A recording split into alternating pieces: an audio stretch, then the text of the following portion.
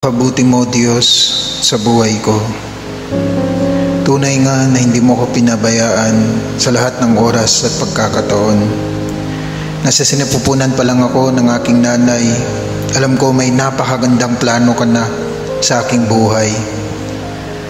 Nasusulat sa Jeremiah 29 verse 11, "For I know the plans I have for you, declares the Lord. Plans to prosper you and not to harm you. Plans to give you a hope and a future."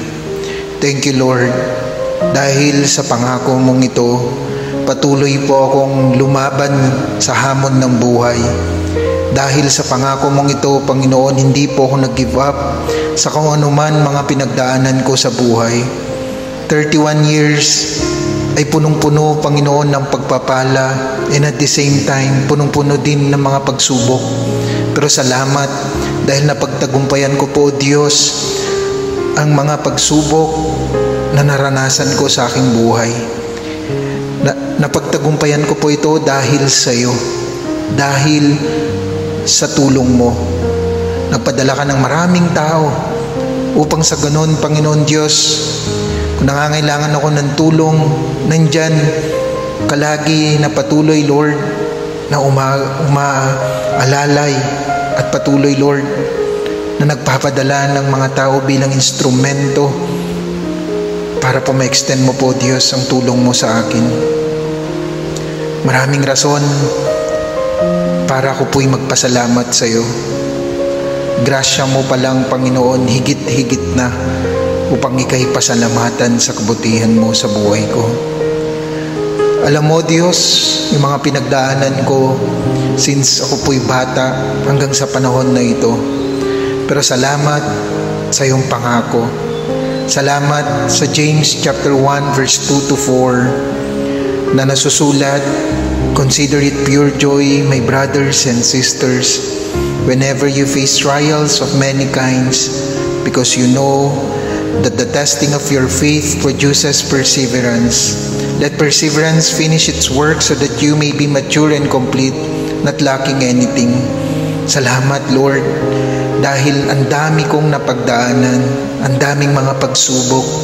Pero salamat, Panginoon, dahil po naging victorious po ako. At salamat sa joy na patuloy na yung pinagkaloob po sa iyong lingkod. Salamat sa iyong pagmamahal. Salamat, Lord, sa panahon na ako po'y tumatawag sa iyo. Sa panahon na ako po'y nananalangin, ako'y patuloy na yung pinapakinggan. Nasusulat sa Matthew 21 verse 22, "If you believe, you will receive whatever you ask for in prayer." Patuloy na ako po'y nagtitiwala at naniniwala sa lahat, O Diyos, ng panalangin na patuloy na dinudulog ko sa iyo. At ito'y sasagutin mo sa tamang oras at sa tamang pagkakataon.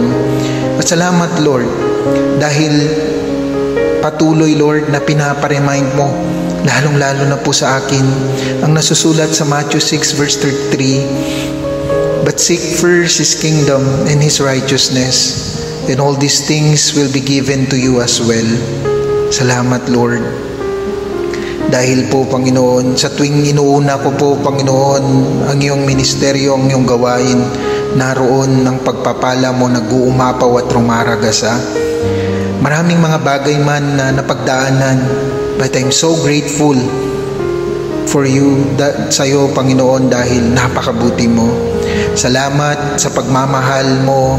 Salamat sa mga taong patuloy na pinapadala mo sa buhay ko. Ang aking buong pamilya na nagiging inspirasyon ko upang magpatuloy sa buhay. Ang aking mga katrabaho, ang aking mga kaibigan, ang aking mga relatives, lahat ng mga taong mahalaga sa aking buhay. Alam ko, Diyos, pinadala mo sila na hindi aksidente. Pinadala mo sila upang, Panginoon, iparanas mo muli ang iyong pagmamahal sa bawat araw at sa bawat pagkakataon. Ginagamit mo ang maraming tao upang sa ganon, Panginoon, continue na nire-remind mo sa akin na, "Anak, kailanman di kita iiwan ni pababayaan man." Salamat sa assurance mo, Lord. At sabi mo nga, Panginoon, kung kami man nagkakaroon ng any burdens in our life or anxiety, it is written in 1 Peter chapter 5 verse 7, "Cast all your anxiety on Him because He cares for you." Salamat for this assurance, Lord. Salamat, Panginoon, sa tuwing kami nangihina, nandyan ka lagi na nagpapalakas. Lord, kulang po ang salitang salamat sa iyong kabutihan sa buhay ko. For 31 years, Lord God, you are so good. Nag-uumapaw, Panginoon, ng iyong pagpapala sa buhay ko. Sa panahon na ako po'y nangihinay, ko'y nagpapalakas. Sa panahon po, O Diyos, na ako po ay patuloy nakakaranas ng pagsubok, nandyan ka sumasagot. Lord, thank you for everything. Thank you, Jesus. To God be all the glory.